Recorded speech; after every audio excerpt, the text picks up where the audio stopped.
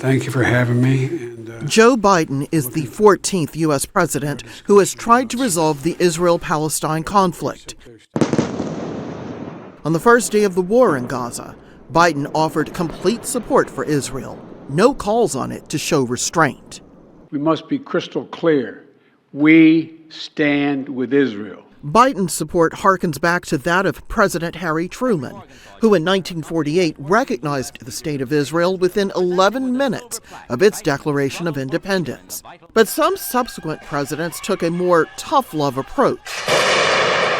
Dwight Eisenhower, Richard Nixon, and Ronald Reagan all condemned Israeli military action on occasion.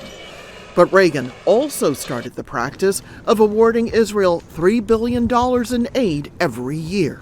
A strong, secure Israel is a shared interest.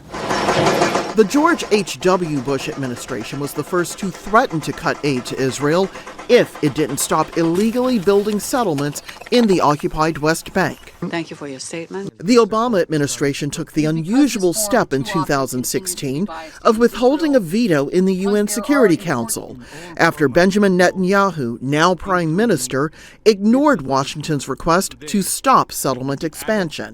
The U.S.'s abstention cleared the way for the Security Council to demand Israel stop construction. Notably, the question of U.S. aid for Israel never came up at either of the Camp David summits, and it was never raised by either Presidents George W. Bush or Donald Trump. Trump's support gave Israel what it craved, the recognition of Jerusalem as capital of the Jewish state. Now, with the war in Gaza in its 5th month and the death toll rising, some in Congress say aid to Israel must be made conditional. There should be no blank checks for any country.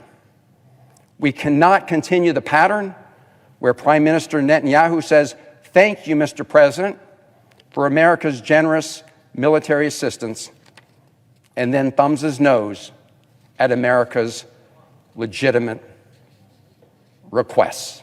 There might be a subtle change in U.S. policy afoot.